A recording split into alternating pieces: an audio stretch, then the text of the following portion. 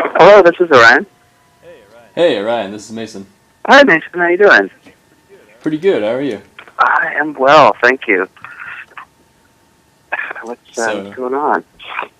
yeah, I just figured to ask you a few questions, talk about music. I was Yeah, told you got some new music coming up, so it'd be awesome to talk about some of that as well. yeah, I do. So, what do you want to Yeah. know?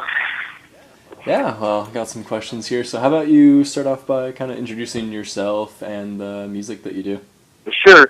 So, my name's Orion Letizi, and the band is called Animal Hours, and it's kind of like a collective of songwriters. I work with a bunch of different people, but there's a main triad of co-writers that I have. Um, One is Heather Anderson, who runs a band called Blue Rabbit here in San Francisco. Another is Paul Goldowitz, who is he lives up a little bit north of here, north of San Francisco, and he's been doing music forever. He had a major label contract, and now does film and television work primarily.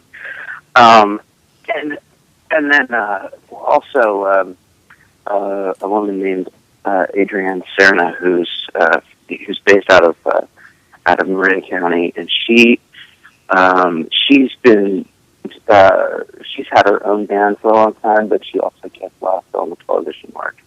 And so we get together on a fairly regular basis um, and do a bunch of co-writing. And after we had enough material for a full-length record, I decided that it needed to get produced. So I contacted a producer named Jason Carmer, who's actually he's local here in Berkeley, and he has a fantastic pedigree. I met him through a friend of mine. He's done Run DMC, Third Eye Blind. He's worked with a lot of local people here.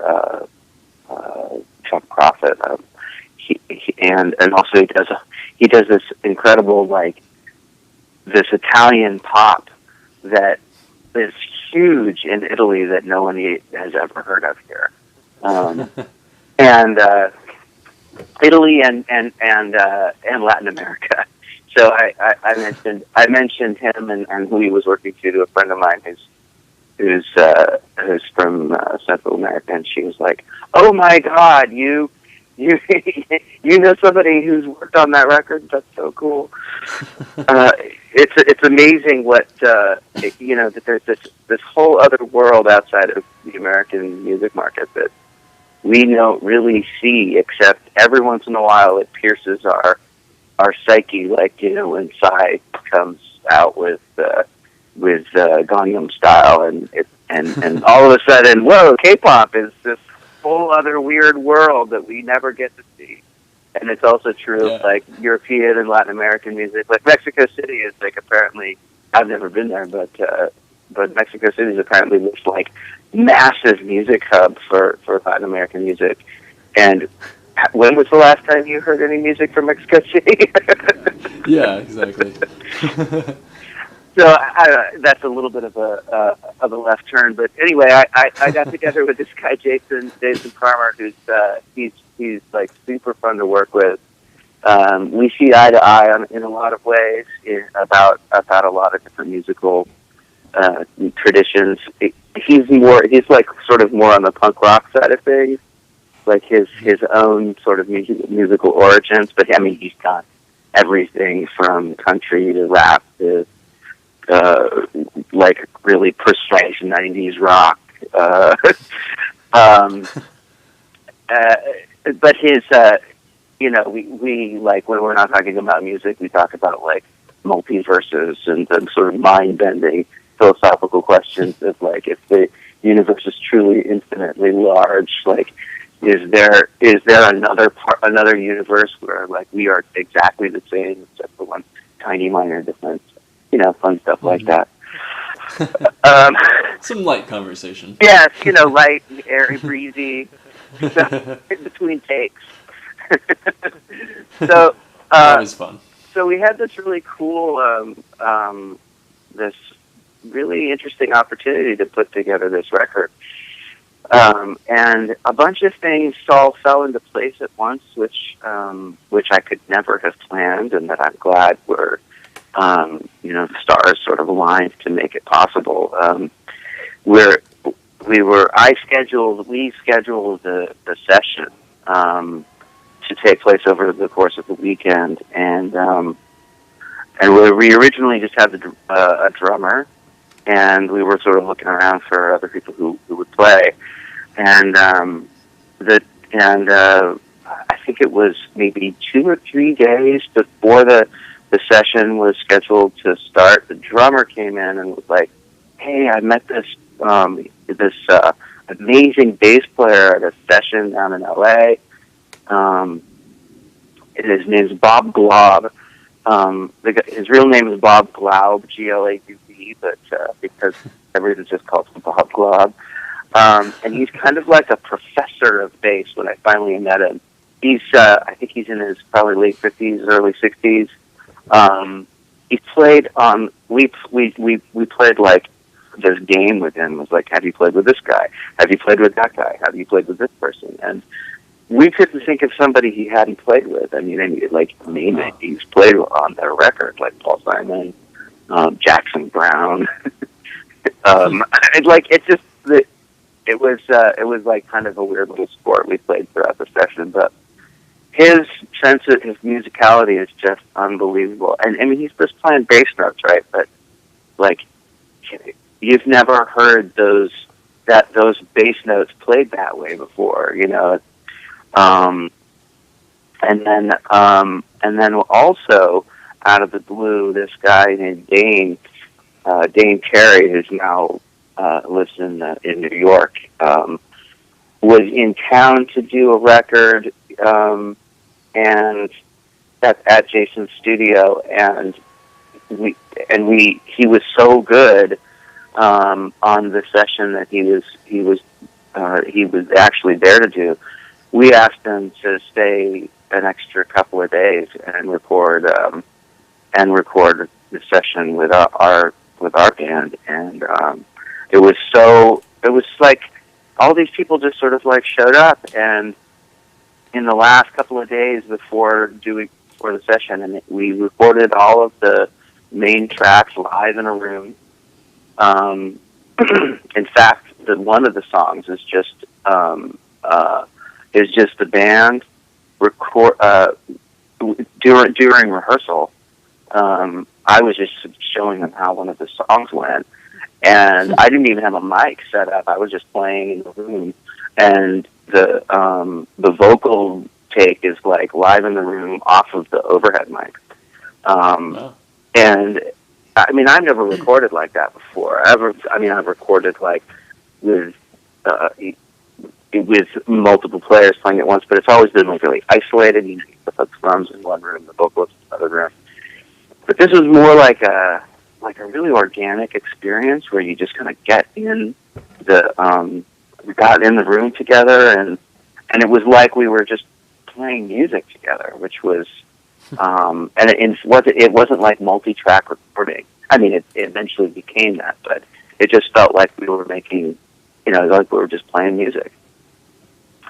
That's always fun. Oh, it was great. It's like the most pure form. Exactly, and the caliber of the players couldn't have been higher. And then another couple of things happened, that were really fortunate. The pedal steel player, Greg Lease, he's one of the top hired gun session players in LA and Nashville. He's based out of LA. Happened to just be at Fantasy Records here in Berkeley, recording a record when Jason was mixing one of those like Italian power pop ballad things, and Jason was like, "Hey, can you stay an extra day and work? Maybe we'll work on if you could lay down some pedal steel on this record I'm working on." And he was like, "Sure." So we got those incredible pedal steel tracks, which I just think are amazing. And I got to try my hand at composing for an orchestra. I hired a local string orchestra here in town in San Francisco, and that was super fun because you spend a lot of time when you're doing like independent music. You spend a lot of time working on your laptop, and I actually got to I went into Sibelius, figured out how to get it all working, printed out the scores, went into the studio and all these string players started playing the music I'd written, and it sounded gorgeous, and I was like so excited to do it, and the music director's in there conducting, and I was like, oh, they're conducting. Must be official, must be real music. Man, so many things going so well, and like all these crazy things happening. Are you gonna try to one up that on current and future recordings, or are you kind of worried that it might not be quite the same experience? Well, the sophomore slump problem, right? I mean, that's always an issue. I thought about that a lot. One of the things that this is my first full length record. I mean, I've been recording music for a long time, but this is really mostly on other people's stuff. But this is really the first time I was really spearheading the effort. And one of the things that, sort of the first time out, you get so much time prior to the first effort to kind of get it right. Like a first time novelist, they work on their novel for 10 years, and then if it hits and they're expected to come out with a second novel in another year or maybe two at the outside to capitalize on the momentum of the first release. You sort of, I mean, there's certainly a danger that the next release won't be as, we won't have it had as much time to put the kind of meticulous care that you did on your first effort. But one of the things that I've learned through the process of doing the first one is that, well, first of all, my songwriting, my own personal songwriting, has never been better. I've been writing songs for a long time, but this has been kind of a catalyst to really focus on songwriting craft, and working with so many talented people has given me just a lot of opportunity to grow as a songwriter. And I spent the month of September doing a project I called Album Month, where, I don't know, do you know about NaNoWriMo, the National Novel Writing Month? Yeah. So that's happening right now, and a friend of mine does it every year, 40,000 words in a month. It's kind of an impressive goal. And so I decided I would give myself a similar challenge, where I would try to write and produce at least the demo versions of 10 songs in a month. So I did that in September. I didn't quite get to awesome. 10. I didn't quite get to 10 songs. I got to 7. But that's by far the most prolific I've been in my life. I've never been able to. I mean, I once sat down and speed wrote 5 songs in an hour, but they were weird. They were very odd. Interesting. One was called The Magic Egg. But they weren't I would never actually release those songs. Right. But I think this next batch of songs I'm really interested in, because I feel like they're on the same level of quality in terms of craft that the songs on the first record were. And I'm really interested to see if we can kind of recreate that sense of magic that we had in the first session. Yeah. I just met with the producer yesterday, in fact, to talk about. I played him what I had so far. He got pretty excited, and we were talking about how we might go about doing it. There's a possibility that we might go to LA to record it on a pretty famous in a pretty famous studio. It's not even really a thing yet, so I don't want to jinx it by saying it out loud. Yeah. But it would be really cool if we could do it the way we were talking about it. Yeah, definitely. But yeah, I'm really excited. I think I think there's a lot of momentum going on right now with the record we have out now. I'm really excited about the possibility of recording another one that's as good or better than the last one, and kind of capitalizing on that momentum, both creatively and sort of popularity wise. Yeah, definitely. So, kind of on the current album that's out, compared to what you're writing now, is there any major differences that you're kind of looking for there, or maybe like some influences you had on the first one, and maybe some different influences on this new one? Right. One of the things so there's this really interesting undercurrent, I think, that in the first record that of kind of like this like dark, demented circus atmosphere, especially on it really comes out in the last song called "History of Love," where it kind of just takes the left turn. It's kind of this big, weird, unwieldy song that's kind of haunting. I don't know if you've ever read the Something Wicked This Way Comes by Ray Bradbury, but it's like this like evil circus comes to town, and it's kind of like the soundtrack to that. I mean, I think it's actually a really beautiful song, but there's this kind of ethereal eeriness to it that then this kind of creepy undertones and there's a few spots in the record, like in the song called "Submarine," that kind of have a similar funhouse eeriness to it.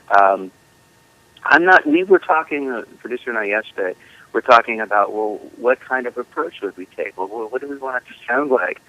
And I don't think we really know yet. I think that'll kind of emerge. Some of the newer songs aren't as sort of slow and somber as the first record, so it might be a little bit brighter, or maybe a little bit faster.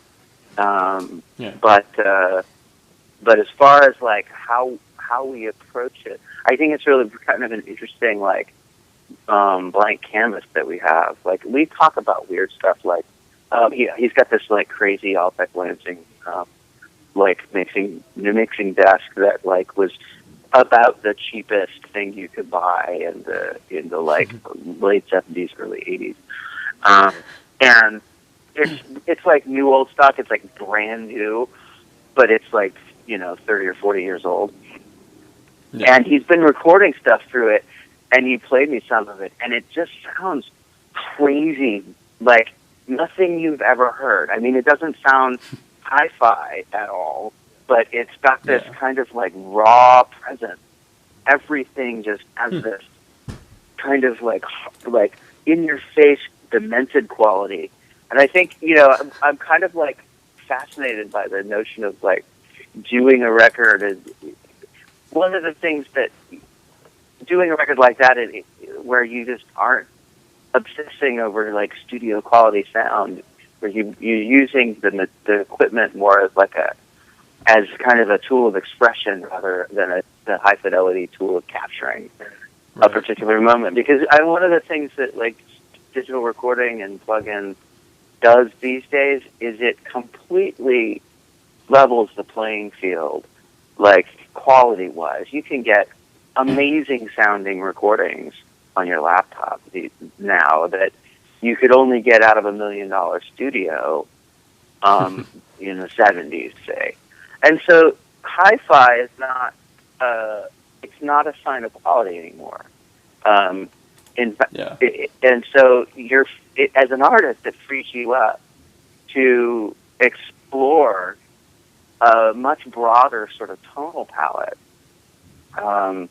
because you're not like, you don't have to prove to the world that it's a good recording or that it's good music by how well you recorded it. You have to prove, because everyone can do that. That's like just a given. Mm-hmm. Now you can totally explore, what I recorded the whole thing through this crazy all-sequencing, like, mixing desk that makes it sound like it's coming out of a speaking spell, I don't know. Yeah. Yeah, it gives you a lot more creative license, that's for sure, which is always enjoyable.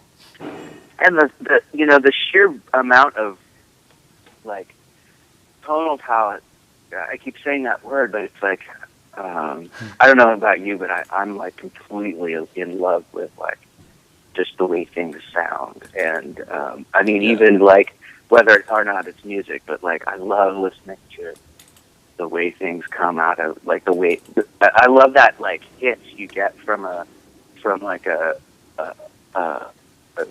electronics, like just the noise that you get out of like a complicated set of electronics. I don't know, like, I'm kind of a sound nerd to a certain degree. Yeah. And with digital modeling, like, they can make all of this amazing stuff that you could really only get through, if you had like $1 million worth of weird old equipment. Like, they give it, it's at your fingertips. It's like a giant candy store for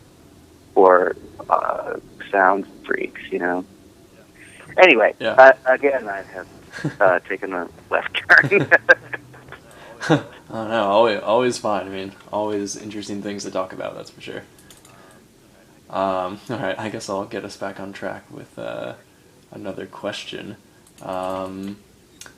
If you could collaborate with any musician on a song, whether they're dead or alive, just anyone, do you have someone that you would like to do that with? Oh, man. Yeah, I mean, there's a whole bunch of people I would love to work with. And then there's a whole bunch of people that I would be, like, way too intimidated. Like, oh my God, like, I can't believe. I don't know if you saw that movie about the Sound City mixing desk. I can't even remember what it's Dave Grohl made this movie about this mix. Yeah. Did you see that? I can't remember what it's called. I heard about it. But it's there's this moment where after he's gotten the thing in his studio, or Paul McCartney comes over and they play some music, and, like, it's so funny, like, watching Dave Grohl be all like, oh my God, Paul McCartney's in my studio. Oh my God, Paul McCartney's in my studio.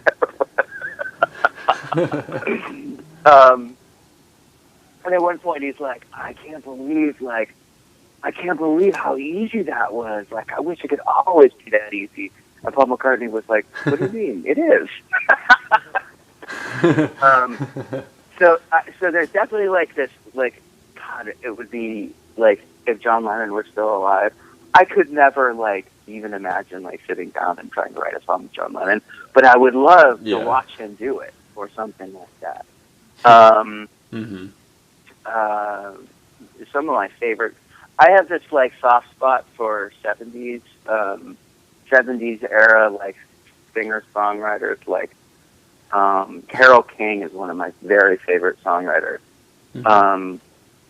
And like Neil Young, Robbie Robertson.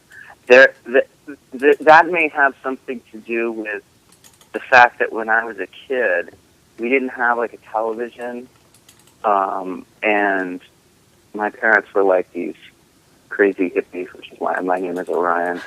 And I grew up in a geodesic dome, because my dad's like was at the time really into Buckminster Fuller, like trying to make dome houses as sort of a proof concept. He built one for himself, and I built it.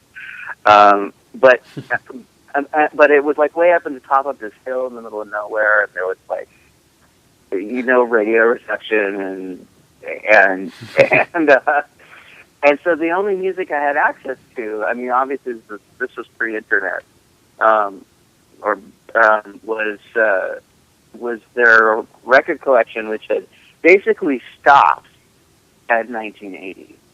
And so, like, my mom really likes classical music. She's a harp player. My dad is a jazz trumpet player, and so my mom has all this classical music. My dad has all of this like mid-60s jazz trumpet music, and and sandwiched in between was this small collection of, I don't know, maybe 10 or 15 records of really good music by songwriters like the ones I mentioned, Paul Simon, James Taylor, the band, Carole King, Neil Young, Billy Joel. But it's all from this one very specific time period, from 1975 to 1980. And that's what I listened to like over and over and over and over when I was a kid, because that was kind of the access I had to the outside popular culture, and I didn't know that it was like really old and like nobody else was listening to it. So man, like those people. Oh, but I also really like. I mean, I think there's a lot of really good songwriting going on right now. Even though like pop music is going through such like a convulsion of because nobody can figure out how to make any money, but there's still some intense creativity going on. Like I was just listening to Sia's Chandelier. That song is amazing. Like she's an amazing singer, and I mean I know it's like a super big hit and whatever, but it's a big hit for a reason. Like that thing is it's just every moment of that song, and then especially when she starts basically singing her head off in the chorus, it's just like, wow, how do you do that? So I don't know if that answers your question. I think it does. And kind of on that note, I guess, like, what are some of your favorite kind of contemporary artists then? So yeah, like I like obviously she is amazing. I don't really have like a strong like filter for what I like.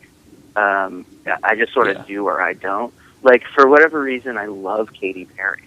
I never write music like Katy Perry, but I think like some of her songs I think they're great first-rate pop songs, and she's a really good singer, and I just like with the like Firework, I think is like it's a great song, and it's like it's got its head like firmly in the right place.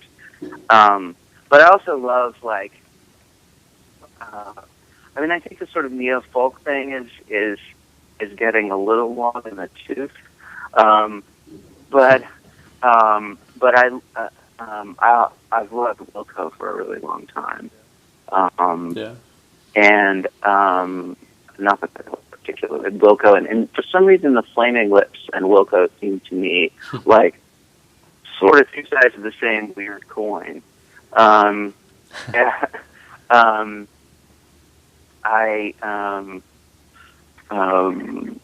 have I been listening to recently? I just started listening to Spoon.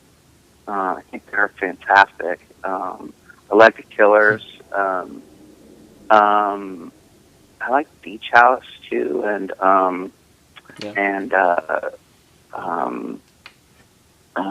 when the White Stripes were like when it was Jack and Meg White together, I thought that stuff was fantastic. I love how kind of like raw and lo-fi everything was, you know, but just kind of the energy of it was huge.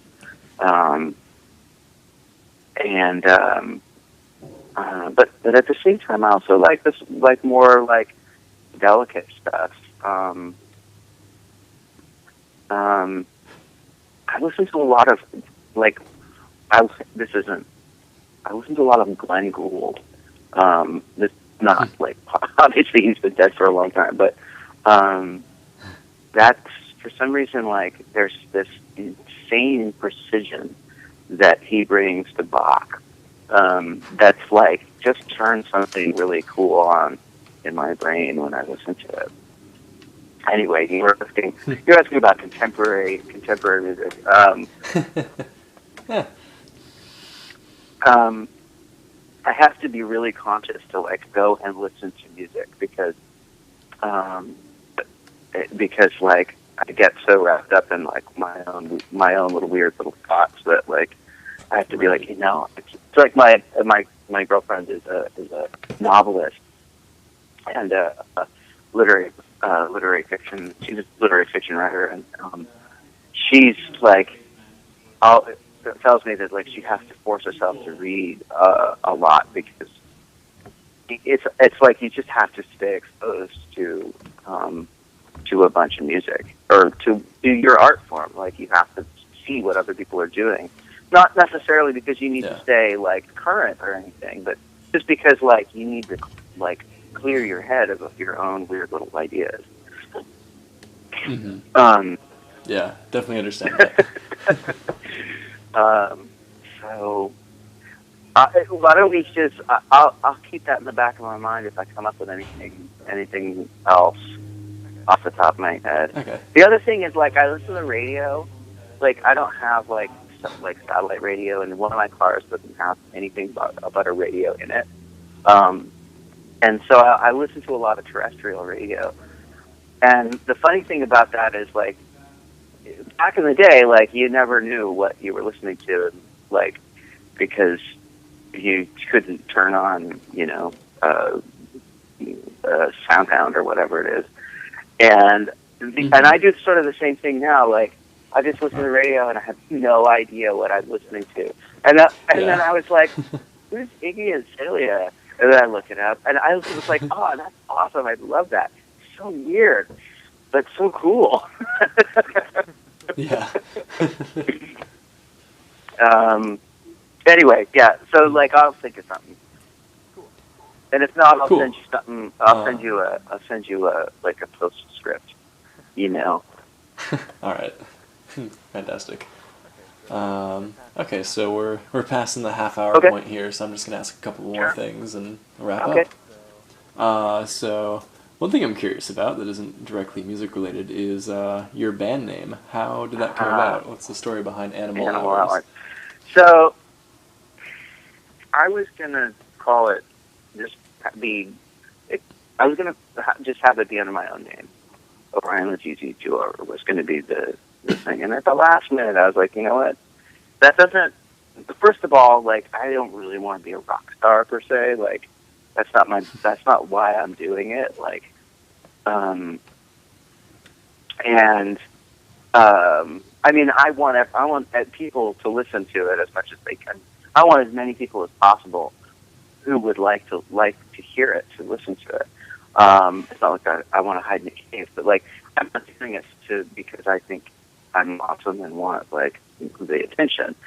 And it also like it was a collaborative effort of among so many other people that it just seemed weird to like say put my name on it. Yeah. So, but I've also had a lot of trouble with the past coming up with band names because it's just really hard to come up with a good band name. A friend of mine and I spent like 3 days covering sheet after sheet after sheet of note paper with band name ideas, and they were all completely unusable, but really kind of funny. But like we ended up getting nowhere with it. So with this one, I took a slightly different approach. And the other difficult thing about band names is these days, in the old days, you used to, like, pre-internet, you could name your band whatever you wanted, and as long as there wasn't a band in your kind of region that had that name, that was fine. But now you have to, like, you have to find something where you can get the domain, where you can get the YouTube and the Twitter and Facebook account, and like almost every name that you can think of has already been taken. So, Yeah. I wanted to call it Paper Animal because I thought that was kind of cool, like origami, you know. And I looked around. Of course, there's some band somewhere called Paper Animals, and I was like, well, I still like there's something kind of like vital about using the word animal. And so my friend Heather, who was one of my co-writers, and I, and another friend of mine, we sort of riffed on that for about 3 days, and we eventually settled on Animal Hours because it had that sort of vitality of using the word animal, and then there's kind of this notion of like this like time, this little like slice of time where that kind of feeling exists. And I feel like songs are in a lot of ways kind of these like interesting little like slices of like a moment or an emotion. And so I don't know, once we got to there, I was like, that sounds great. The domain's available. Ship it. Yeah, I mean, I totally know from experience myself that, like, you can write down as many interesting and cool band names as possible, but none of them really strike you until you finally find one that just has some meaning behind it, too. Exactly, yeah. And once you find it, you're like, that's the one. That's it. Exactly. Perfect. So I guess to end it out, I guess I'll ask if there's anything you want to say about the upcoming album, anything you want to talk about there, because I know you're recording now. Well, so or writing. Yeah, recording. So I think one of the things that I wanted to do is turn album month into kind of like a tradition, because I know a bunch of people who have trouble getting down to the actual business of finishing their enough material to get a record done. And this is like, I was experimenting with it as a way of like kind of focusing your attention on and your discipline on writing music for a record in a very restricted amount of time, to give you kind of and to constrain yourself to a certain set of like principles about not getting blocked by obstacles. Like when you hit an obstacle, instead of like banging your head against it, go around it. And if something's not working, just move on to the next thing, and just try to be really fluid about it so that you don't get stymied and you don't get writer's block, and you just keep moving. Like one of the songs I wrote in 4 hours because I had been working on another song for too long, and I was like, you know what, I just got to get something done. And I did a song in start to finish 4 hours, and I was like, oh, that was awesome. I mean, that may or may not be the best song in the world, but it doesn't suck. And now I have another song. Right. so that's kind of like the ethos. I don't think it yields garbage. And it's certainly when the songs are done through that process, they're not finished in the sense that like you would ship them out into the world at the end of that month. Just like right. You can always come back and add to them. Exactly, and refine them. I mean, there's lyric tweaks and like I'm shipping or doing some edits here and there. And it's just like you wouldn't take your NaNoWriMo, or you shouldn't, I'm sure it happens, but you shouldn't take your NaNoWriMo manuscript and ship it off to the publisher. You should like use it as your as your starting point. But it's like it builds momentum, and I was really surprised. Like after I was done with that, I was like, wow, like this has taken me. It took me like 5 years to get to this point for the last record. So I'm really excited to see sort of that process to come to fruition, and to also see if like if that's a viable process for other artists to try to get over whatever their blocks are. Well, great. Well, it sounds like you've got this upcoming release like pretty well grounded and kind of know what direction you're at least going to start in. Yeah, for sure. It's going to be super fun. I'm really excited. Awesome. Well, that is all that I Okay. have. So unless you want to add anything else. No, yeah, I think, I've done a lot of talking, which is more talking than I usually do. And, it's been great to talk to you. Thanks so much for reaching out, and it's been super exciting, and can't wait to hear it. And I'll send you a little list of stuff that I've looked into recently that's more contemporary. Fantastic. And I will send you a copy of this interview once it is all edited and posted on the internet. Awesome. Thanks, Mason. Yeah, thank you so much for talking All to right, us I'll today. talk to you later. Bye. Bye.